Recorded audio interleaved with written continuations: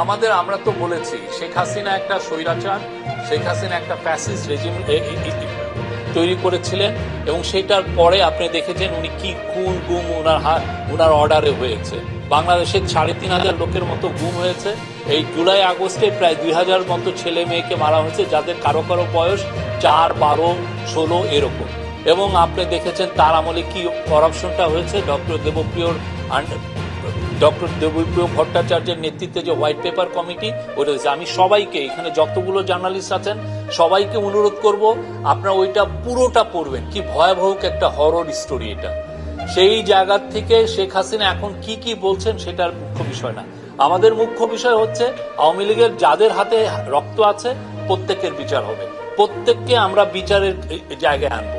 আর বাংলাদেশের পার্টিগুলো ডিসাইড করবেন আওয়ামী লীগের পলিটিক্যাল ভবিষ্যৎ কি হবে। কিন্তু সোফার আমরা দেখছি যে আওয়ামী লীগের